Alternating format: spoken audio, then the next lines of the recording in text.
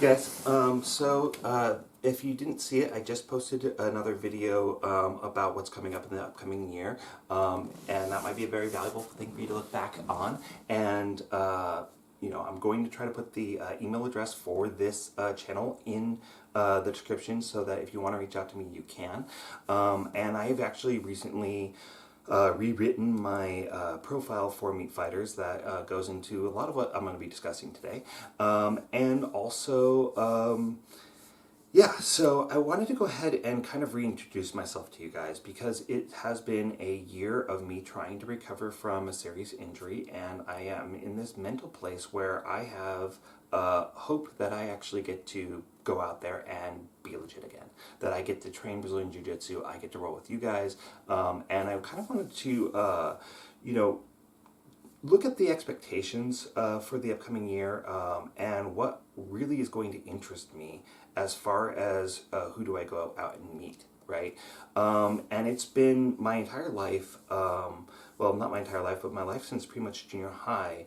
I never, because I was, I was involved in theater, musical theater, and things like that. When I was in high school, I was on the swim team, I was in dance. I didn't really have time in my life to join the wrestling team, and I don't know that I really had as much interest in it other than the fact that I have a spandex fetish, and a lot of that came from seeing images of wrestlers in their singlets at the time, including the mural in my junior high uh, PE room that was just absolutely hot to me. And this was kind of, in a lot of ways, wrestling was the gateway into me understanding my sexuality and accepting myself as a gay man. And so when I first, I think it was about high school, I would sneak out of the house and I'd go up to the business that my parents were running, and I'd go on the business computer and I would look at images from like BG East and whatnot. I was reading Dan Eric's, or I almost said his full name, Big Squeezer, and Mark, who is Rib Crusher. They had written a lot of erotica that I think ended up on like bearhugger.net and whatnot at the time that really, really turned me on, and it got me really interested in certain aspects of wrestling, but not necessarily the sport. And when I got into college, now I have this kind of free reign. I'm in a new city. I was in Southern Oregon before. Now I'm in Seattle, and I was going to this art school, and now I have this ability to go out and meet people and actually wrestle. And at the time, I was still identifying as straight. And I even got feedback from one of the first people that I wrestled with that he felt that at the time that there was like still a lot of self-loathing. There was a lot of homophobia to the way that I was behaving with some of those early wrestling matches. But because I was going out there and I was wrestling, it was getting me to be more in tune with the fact that I had the spandex fetish, and that I started becoming very interested in kind of some early BDSM that has kind of dominated my sexuality for like the last 10 years. And I was very annoyed at the time that a lot of people seemed to be very interested in sex, that they were online, and I wasn't ready for that. Eventually, I came out as bisexual, and then I realized that I don't really have much of an attraction for women. Occasionally, I do, but it's usually not something that I'm going to follow up on. I am, pretty much 95% gay, and the closest thing that I've ever had to a non strictly gay relationship is that I have had a couple relationships with people in the trans community, and I think I've grown because of that. I've benefited from that, and I highly recommend it. But at the same time, I do have hang-ups about their biological anatomy that you know kind of puts a wrench in actually being able to foster a very healthy relationship that is rewarding for both people. So wrestling in a lot of ways was a gateway into me understanding my sexuality. It is kind of a gateway into me entering into the leather community and whatnot. And one of the things that I am struggling with right now is that so much of how people know me, not obviously not from this channel, is that I am, this BDSM top that, you know, almost never bottoms, that people don't think of me as a bottom. And even though I really enjoy bottoming quite a bit, but it's just that I just happen to find more play partners who are subs than there are play partners who are dominant. And I spent 10 years collared to a dominant, and we have still a very good relationship. There were some things that added some strain to our relationship, and I realized that we weren't really that compatible when it came to what our kinks were. And the longer we were together, the more I understood that incompatibility was actually going to be a problem. So, what does this really have to do with wrestling is that, now that I'm in this place where I am healing from this injury, I'm going to be able to start engaging in wrestling more. It's becoming more and more important for me to seek out the things that I love and I like. I think that there's always confusion when it comes to people who visit my Meat Fighters profile, people who reach out to me. Oftentimes people are really looking for, the people that reach out to me are really looking for very legitimate matches. Probably a lot of them can be Brazilian Jiu-Jitsu practitioners. A couple of them have been more collegiate style, and part of me is so happy to do that, right? Because there is always going to be something that I get from wrestling and Brazilian Jiu-Jitsu and that type of thing, and but at the same time, I was training in Brazilian Jiu-Jitsu for, 8 years, and that I was getting a lot of that competitive, legit wrestling itch scratched from engaging in that activity. But, there is something that is completely different that as far as being rewarding, as far as being fulfilling, when it comes to meeting up with other gay men off the internet. And, when I think about, I can go and I can be more active within the Triangles Everywhere community, and start going to some of their meetups, and I really want to do that. But when those were starting to become more of an option for me, the knee thing happened. So it hasn't happened yet, but there is a certain community there that I would really like to be a part of. And I think that's going to be very true with if we ever got a adult program here in Washington, in the area that I can get to, for gay men to actually be able to go out and wrestle collegiate styles. And there would be an itch scratch with that as well. But at the end of the day, as judgmental as I was, especially when I was younger, of men who are more interested in sexual activity when it comes to wrestling, that is also another facet of who I am. And I think that people tend to see me as being the more legit guy that is wrestling to be competitive, because I do have a competitive streak. And that comes out a lot when I am rolling. But I want to kind of emphasize that, that's the same thing as when people in the leather community look at me and they think that I am a complete and total top all the time, and that I'm a dominant, and the older I get, the more I start to realize that I'm less and less into DS, right? I don't really like being degraded. I don't like being bossed around or told what to do. Not that my ex was particularly bossy, but I also took on the dominant role. I have a sub that is still collared to me, and I beat the shit out of him all the time, and we have really, really great chemistry when it comes to play. But at the same time, that doesn't define me either. I am a multifaceted individual who gets a lot of different things out of, the experiences and what I have, and it really depends on who I'm playing with. And then there's the spandex fetish that came along with it. Like I mentioned, that's kind of one of the things that got me really, really into wrestling, was that I was kind of, and still am, obsessed with wrestling singlets. I think that they are one of the hottest things that a man can wear. And I still discover things that are new and interesting about me, and I'm gonna go even further into Chris is a total pervert land here, and tell you guys that I discovered probably about 8 or 9 months ago that I actually like the smell of a man's balls, especially when they've been wearing spandex for a long time. Like that, there's a good chemistry sometimes that happens there that makes me really, really excited for somebody. And this is one of the reasons why I hate Tide. I hate very fragrant laundry product, because I want to smell the person, not the garment or what it was cleaned in.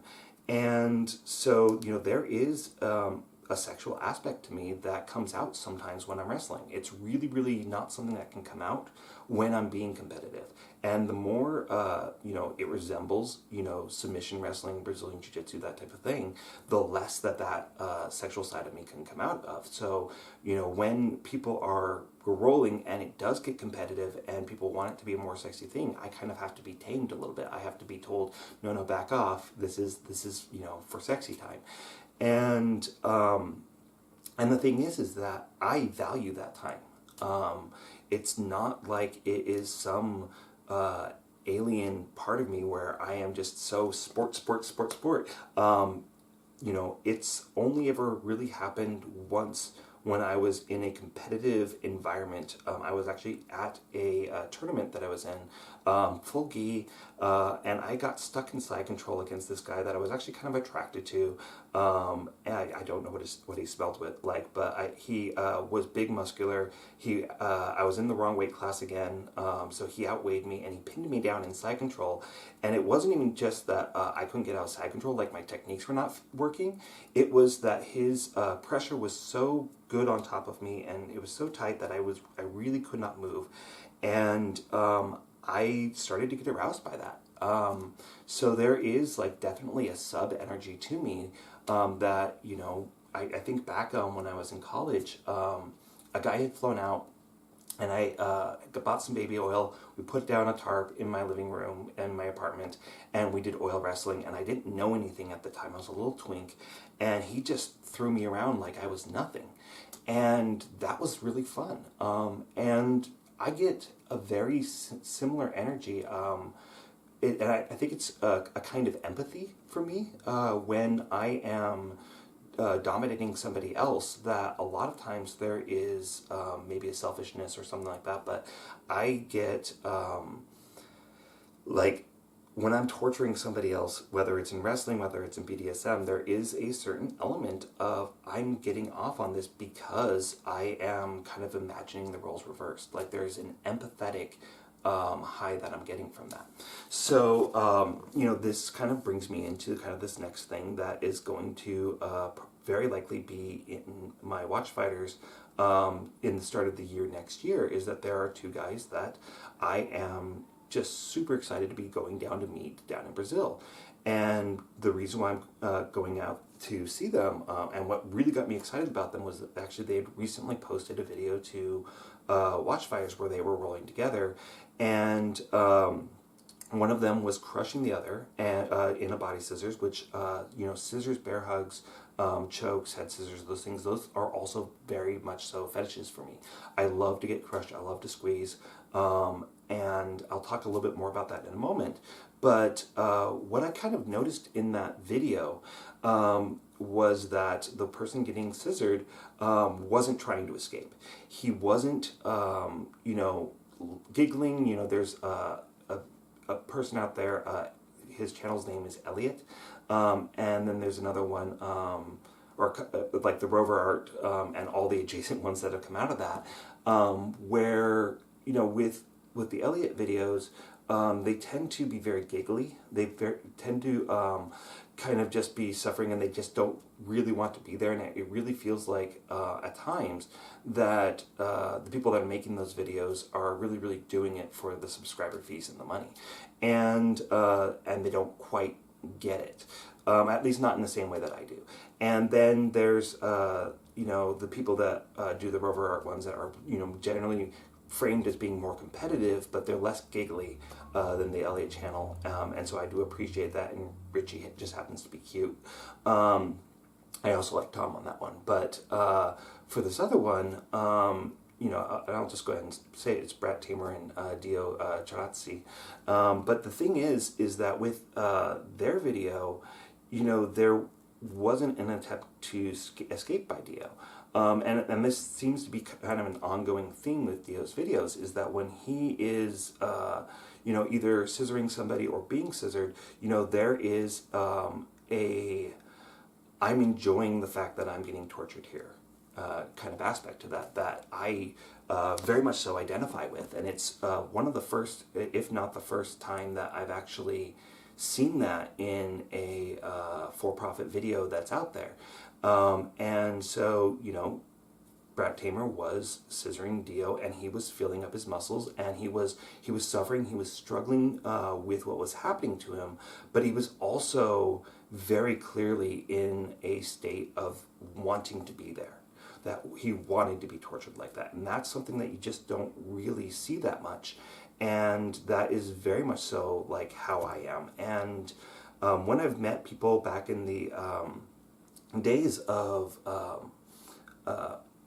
Craigslist and whatnot, where I would post about this because I wasn't finding what I wanted from Global Fight or from Meat Fighters, that a lot of times when I met with somebody, they would put on like what I would consider to be about 5% pressure and whatnot, and they'd be like, ooh, hot, nah, nah, nah, and they would do like porn dom talk, and it was such a turn off to me, and it was very clear to me that they were doing it because I thought it was hot, and not because they wanted to torture me. And there's a certain authenticity to when the person that is doing the torturing is really, really getting off on that is really, really enjoying it in a very BDSM sort of way, a very topish sort of way. And it really is BDSM. It is a form of breath control. It is a form of pain play.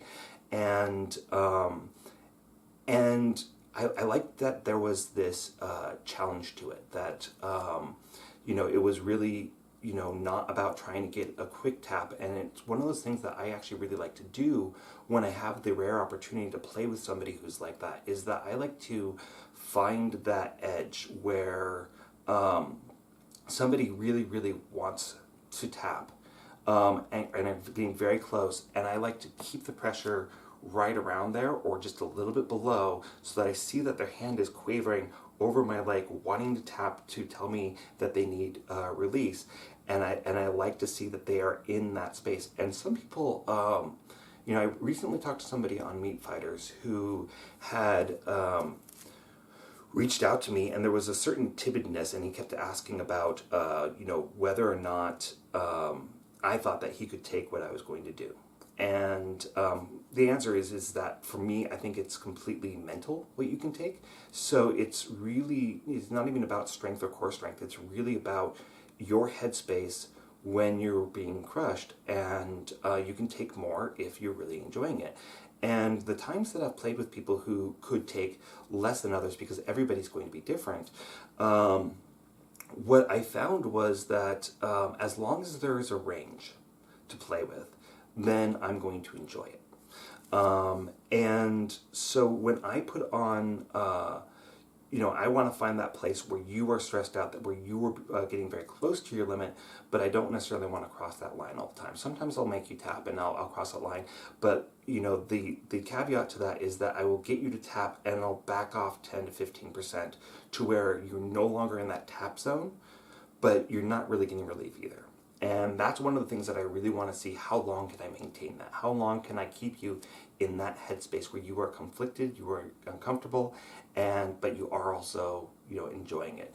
And so it's really that's what I like to see, and it's not something that you usually see. You're not going to see it on BG East. You're not going to see it with Movimas. You're not going to see it with any of the major companies, because there's almost like this abusive attitude that they like to push, like where you are, asserting like aggressive dominance, where there's not really the appreciation for like that mind game. and that mind game is something that really, really turns me on. So, that's a lot of who I am as a pervert, and really, this is really more important to me than any form of actual sex, right? I have incorporated penetrative sex into very few of the matches that I do. Like two to three, maybe ever. And that have even included. I'm going to throw in that into that two to three because it was really only one time that included anal, and I think that two other times that there was ejaculation, that was part of it, and because that's not always what I'm looking for, and that there's more satisfaction in this journey that we're going on together that is not necessarily sexual, right? And so what I'm trying to get to here, right, is that I am a very rounded individual with a lot of interests, and all those interests tend to be towards the real engagements, right? I don't really get into pro matches. I don't get into anything that's staged. No, I've written some erotica, which are real fantasies, and that kind of really express what kind of goals I might have as far as the things that I enjoy go. But when it comes to what I'm looking for with wrestling partners, it's really where on the spectrum do you lie? Sometimes it's really, really great to just be myself and roll with somebody, even in that competitive environment, and just knowing that they're gay, that that I'm safe with them, that maybe I'm wearing a singlet and doing submission, which I don't get to do when I'm in a Brazilian Jiu-Jitsu school or things like that. That is an important part of what I look for when I wrestle. Learning new things, like I am just absolutely fascinated by grappling, and I want to know more. I will put on a kiss bet, and I will do Turkish oil wrestling. I will get a langot and do Indian mud wrestling or things like that. Like it really, all of it interests me, and as long as it's really being practiced. And I do like to, as I've said, if somebody is less experienced than me, as long as they don't mind being dominated, then I don't mind doing a competitive match with somebody that's inexperienced. Some people want to be dominated, and that's fine with me too. I don't care if you are necessarily fighting back. I really I'm looking for that experience, and I want you to have fun too, and I want to know that what I'm doing is affecting you in a positive way. When it comes to more erotic type things, I'm becoming more and more comfortable with my sexuality, who I am, and what my wants and needs are. The older I get, because I'm turning 40 this year.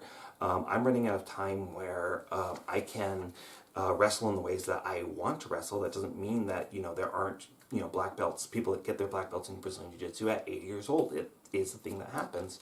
But the options for me will get fewer and far between, because people are ageist, and it's really important to me that I spend this time living my best life, and that is probably going to require me to travel more. It's going to require me to be more open about what I want and what I get off on, and sometimes it's going to involve sex. Sometimes it's going to involve dominant submissive encounters.